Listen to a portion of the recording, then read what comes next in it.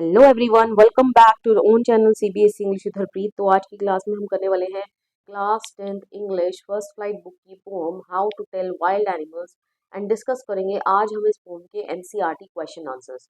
तो जिन बच्चों ने अभी तक एक्सप्लेनेशन वीडियो नहीं देखा है वो एक बार देख कर ही क्वेश्चन आंसर्स को देखिए, क्योंकि तभी आप क्वेश्चन आंसर्स समझ पाएंगे। ओके, तो चलिए पूरी पोम को पढ़ लेने के बाद कितने क्वेश्चंस हैं आपकी बुक में थिंकिंग अबाउट द पोम में। There are basically total overall 7 questions, ठीक है, जिसमें से लास्ट के 2 तो आपके खुद के करने के लिए ही है। ओके क्लियर, तो कहने का मतलब 6 क्वेश्चंस ही हैं। तो यही क्वेश्चंस के आंसर्स जो हैं आपके लिए फ्रेम कर दिए हैं बहुत ही सिंपल लैंग्वेज में। तो late me quickly switch the screen for you, फिर एक एक करके सभी क्वेश्चंस को डिस्कस करते हैं। देखिए फर्स्ट क्वेश्चन है, does dine really rhyme with line? क्या जो डाइन वर्ड लिखा था फर्स्ट स्टेंजा में क्या वो लाइन के साथ राइम कर रहा है? बेसिकली बच्चे ये डाइंग वर्ड है, ठीक है, जी को स्किप किया गया है। क्या ये राइम कर रहा है जी को स्किप करने के बाद लाइन के साथ? कैन यू से it in such a way that it does? ठीक है, क्या आप इसको इस तरीके से प्रोनाउंस कर सकते हो कि ये लाइन के साथ क्या करे, राइम करे। ओके, तो हम क्या आंसर लिखेंगे? No, dine does not perfectly rhyme with line in normal English. ठीक है, अगर हम नॉर्मल इंग्लिश बोले तो डाइन जो है वो लाइन के साथ मैच नहीं करता, क्योंकि इसको हम डाइन बोलेंगे और ये लायन है। Okay, dine lion. Okay, but the poet shortens dying to dine to make the word sound more similar. लेकिन पोएट ने इस वर्ड को शॉर्ट किया है, डाइंग से डाइन किया है, ठीक है, ताकि ये थोड़े से सिमिलर इनकी प्रोनाउंसिएशन हो पाए। If you pronounce them as, ठीक है, अगर आप इसको कैसे प्रोनाउंस करोगे, देखो लायन, ठीक है, डायन। Okay, lion dine, they sound close enough to rhyme. ठीक है, तो इनकी राइमिंग जो है वो बैठ जाएगी, सेट हो जाएगी। This helps the poet keep the poems regular rhythm and rhyme. ठीक है, तो इसी के कारण ये जो पोएटिक लाइसेंस पोएट ने यूज किया है, स्पेलिंग को मॉडिफाई करा है, इसीलिए करा है ताकि वो पोएम को रेगुलर रिदम और राइम जो है उसकी बरकरार रख पाए। ओके, चलिए नेक्स्ट क्वेश्चन की ओर चलते हैं। How does the poet suggest that you identify the lion and the tiger? When can you do so according to him? ठीक है, पोएट के अकॉर्डिंगली आप लायन और टाइगर को कैसे आइडेंटिफाई कर पाओगे? ठीक है, कैसे आइडेंटिफाई कर सकते हो? ठीक है, और आप कब कर सकते हो according to him? Okay, the poet says that you can identify Asian lion if you see a large tawny, tawny का मतलब ब्राउनिश येलो, ठीक है, animal in the jungles of the east. तो पोएट कहता है कि अगर आपको एक एशियन लायन को आप तब पहचान जाओगे अगर आपको एक लार्ज टॉनी मतलब येलोइश ब्राउन कलर का एनिमल दिखे जंगल्स इन द ईस्ट, तो आप समझ जाना कि वो क्या है, एशियन लायन है। If it roars loudly at you and you feel frightened, you can be sure that it is an Asian lion.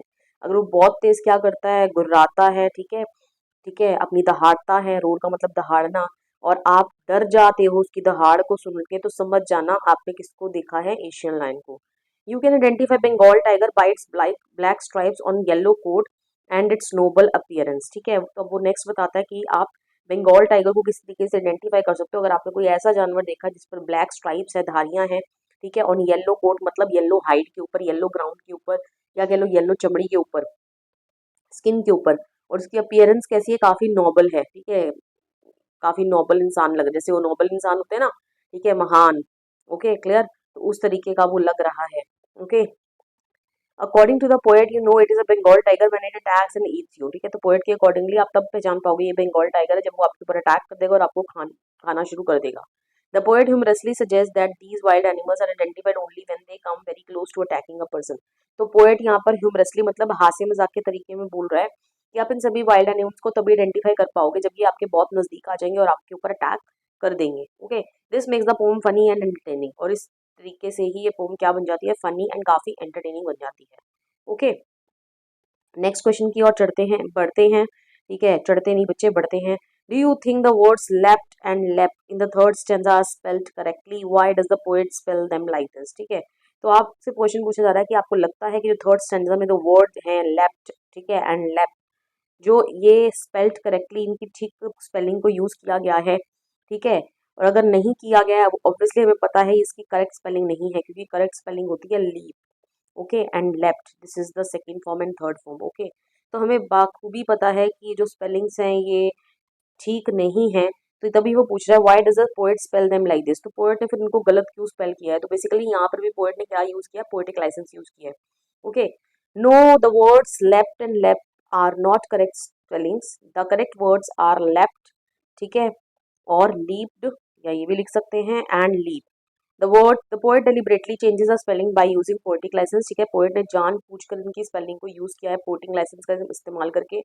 The shortened words also make the leopard repeated jumping sound quick, lively, humorous, which adds to the playful tone of the poem, ठीक है। तो ये जो shortened version है ना, ठीक है, ये क्या बता रहा है कि लेपर्ड के साथ राइम करने के लिए इसको किया गया। नेक्स्ट लाइन में क्या लिखा है, लेपर्ड, तो लेप भी इसी तरीके से लिखा है ताकि किसके ऊपर जोर दिया जा सके, लेपर्ड की रिपीटेड जंपिंग के ऊपर, ठीक है, कि उसकी जंपिंग कैसे है, क्विक, लाइवली और काफी ह्यूमरस है, which add the playful tone of the poem. Okay, चलिए, do you know what a bear hug is, क्या आपको पता है बियर हग क्या होती है? इट इज अ फ्रेंडली और strong hug such as bears are thought to give as they attack you. Again hyenas are thought to laugh and crocodiles to weep as they swallow their victims. Are there similar expressions and popular ideas about wild animals in your own languages? ठीक है, तो वो आपसे beer हग के बारे में पूछ रहा सबसे पहले, ठीक है। Yes, a bear hug is a very strong and tight and strong hug, ठीक है, टाइट एंड स्ट्रॉन्ग हग होती है।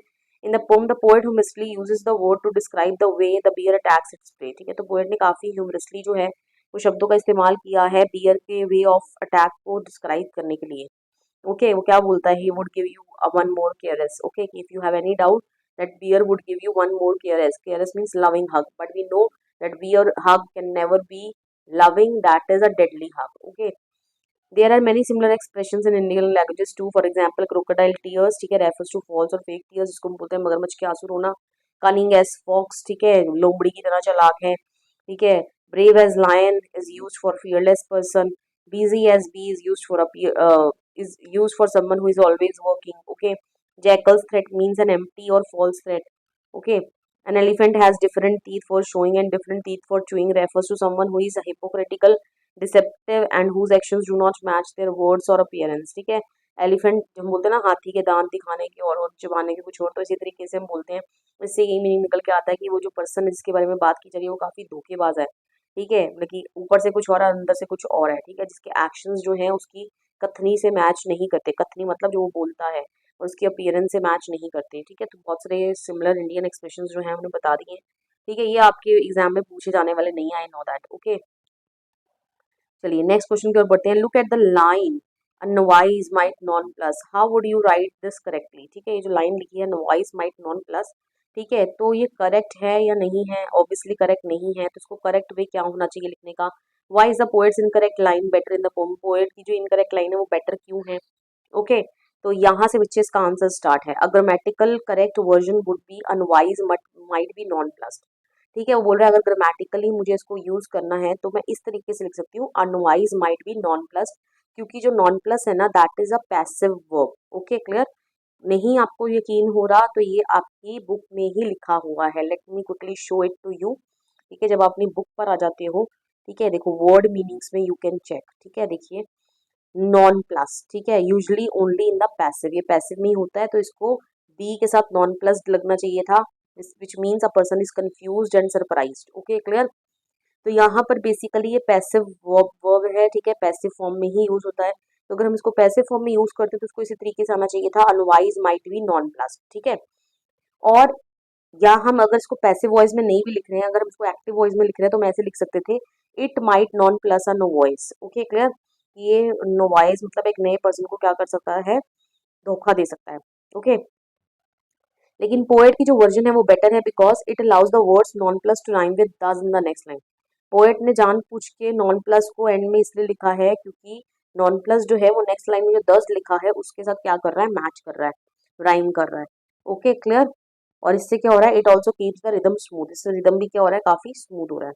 ओके, तो यही थे आपके 5 क्वेश्चंस, ठीक है। आगे का जो 6th क्वेश्चन है एक बार चेक कर लेते हैं, 6th एंड 7th क्वेश्चन कि आपके एग्जाम में आने वाले हैं वो, can you find other examples of poets talking liberties with language either in English or in your own languages? Can you find examples of humorous poems in your own languages? ठीक है, तो बच्चे नहीं, ऐसा क्वेश्चन ही आपके exam में आने वाला नहीं है, आपने ह्यूमरस पोम्स के एग्जाम्पल देने हैं जो आपने अपनी लाइफ में पढ़ी हैं। Next is much of the humour in the pome arises from the way language is used, although the ideas are funny as well. If there are particular lines in the poem that you especially like, share these with your class, speaking briefly about the idea or the languages that you like or find funny. Okay, तो again ये discussion question है, ये आपके board exam के लिए important नहीं है। Alright, with this I come to end of this chapters, question answer हमने सभी क्वेश्चन आंसर्स डिस्कस कर लिए हैं। वीडियो पसंद आया, वीडियो को लाइक करिए, शेयर करिए, कमेंट करके बताइए वीडियो आपको कैसा लगा, and please don't forget to subscribe your own channel CBSE English with Harpreet. मिलते हैं नेक्स्ट वीडियो में, till then bye bye and take care of yourself.